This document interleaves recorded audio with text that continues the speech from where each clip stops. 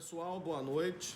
Me chamo Carlos, sou advogado aqui no estado do Rio de Janeiro e eu gostaria de dar uma opinião sobre uma matéria que foi amplamente veiculada na mídia, que é aquela relativa à prisão daquele torcedor do Flamengo pelo suposto cometimento de importunação sexual. Bom, primeiramente, sem mais delongas, eu gostaria de dizer que não houve, a meu sentir, a ocorrência desse crime, porque esse crime, para a realização e concretização desse crime, é imprescindível que o agente incorra, naquele chamado elemento espiritual, naquele elemento anímico ou psicológico, que é a satisfação da sua própria lasciva. Obviamente, analisando o vídeo, nós podemos perceber que o agente, objetivamente, muito claramente, não quis satisfazer a sua lasciva.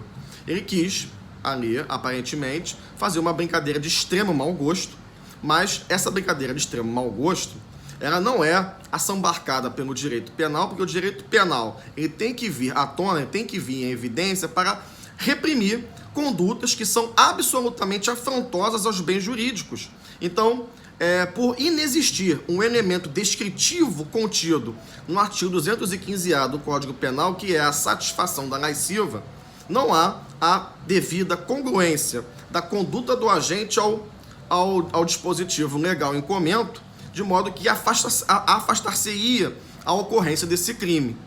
E ainda, nós podemos aqui ir um pouquinho mais, dizer que, como a pena desse crime varia de 1 a 5 anos, ele faz jus por ser primário, de bons antecedentes, possuir ocupação lícita, ter residência fixa, ele faria jus à suspensão condicional do processo e um acordo de não persecução penal, de modo que a prisão preventiva, como última razão de ser, jamais poderia ser a ele aplicável com essa conjectura, toda essa conjectura benéfica que milita em seu favor.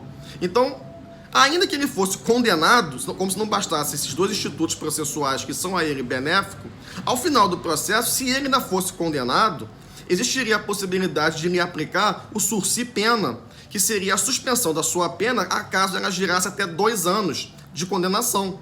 Então, como ele é primário, de bons antecedentes, nunca foi preso anteriormente e também processado criminalmente, o juiz jamais poderia enastecer a pena dele para além de 2 anos de pena, de modo que seria ele aplicável, sim, o instituto do sursi pena, de modo que a sua pena privativa de liberdade fosse suspensa. Então vejam que a prisão preventiva ela é muito mais gravosa do que a pena ao final do processo.